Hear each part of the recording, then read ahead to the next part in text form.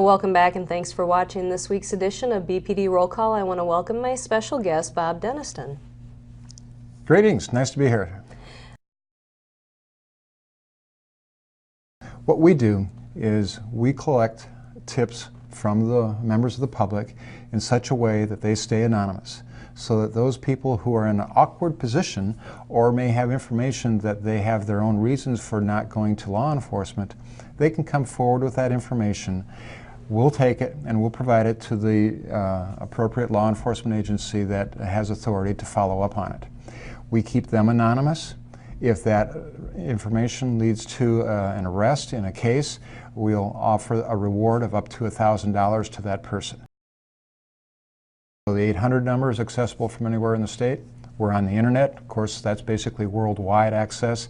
And then people can also text us, SMS text messaging, and then also with the smartphones now, we actually have an app on the smartphones that you can load and submit a tip from.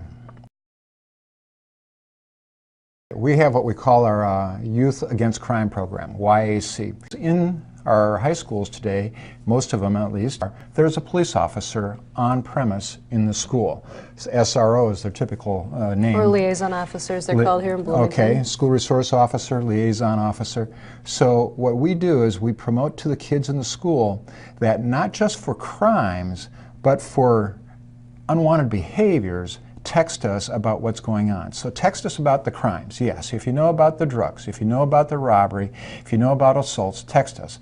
But if you also know about sexting, if you know about bullying, if you know about planning some vandalism, if there are behaviors that unfortunately create victims, text us and then we can turn that around to the SRO. It's under the same conditions almost as our regular tipping. In other words, it's all anonymous. That's standard. Now, we don't pay the rewards in the schools, but the information that we've learned is that the kids will text us not because they want a reward, but because they feel threatened, they feel scared, they want to help their buddy. We know that when we get the word out to the public, it increases.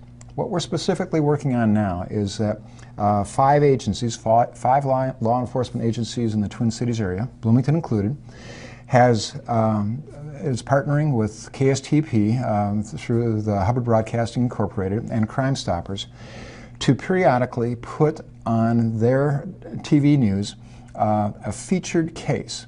And it's going to be branded under the title of You Solve. It's kind of the idea of America's Most Wanted, where the TV news department is going to go to the site of the crime. They're going to get the investigators, if possible, get some family members of the victim or victims or of witnesses.